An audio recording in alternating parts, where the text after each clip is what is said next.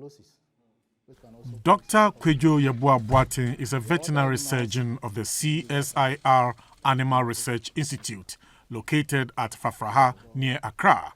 He received 2 cases on the day this interview was conducted.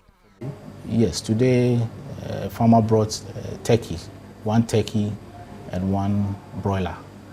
And in my postmortem results, I found out the broiler had a necrotic enteritis, which is an intestinal bacterial infection. And the broiler had some form of paralysis, which I'm still talking with them, getting more clinical history to do the final diagnosis.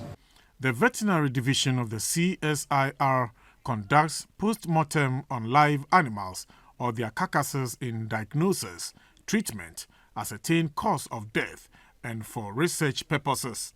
Usually, the veterinary doctor recommends that infected animals be isolated from the rest. The Animal Research Institute is also into animal production, including poultry. In poultry, layers are for eggs, broilers for meat, and the Institute's own breed is the ARI. Of prime interest to the CSIR's Animal Research Institute is safety of meat before they are sent to sale outlets.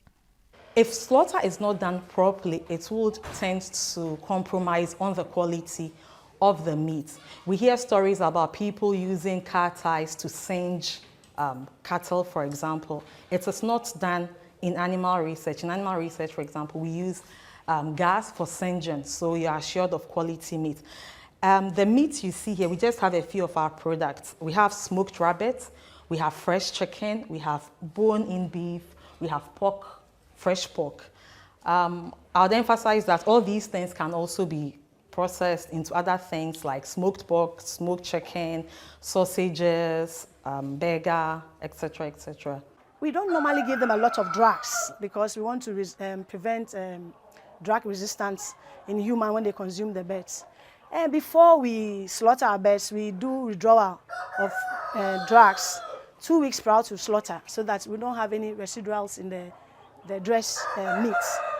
A solar dryer, where energy is trapped in a chamber, is a source of power for all meat processing. This procedure eliminates a major health hazard that faces meat consumers.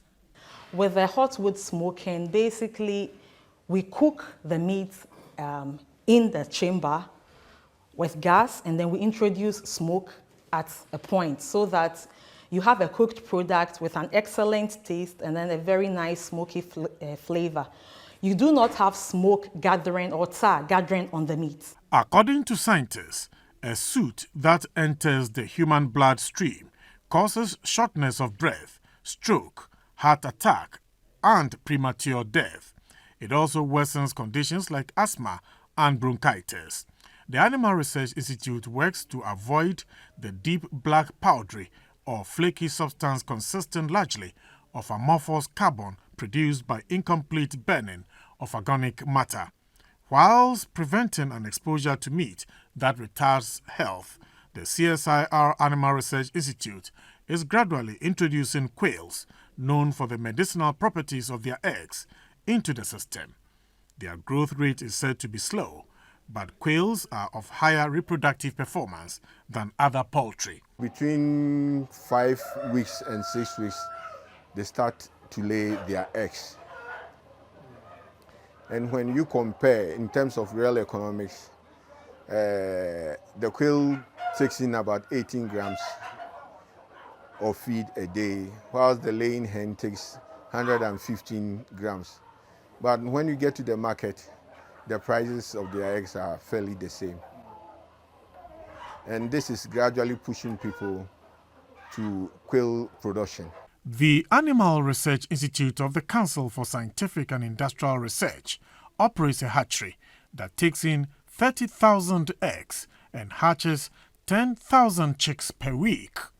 It urges poultry farmers with fertilized eggs to be hatched and consumers scratching their heads looking for healthy meat to buy to trace that prospect at the Animal Research Institute. Napoleon Atukitu for GTV.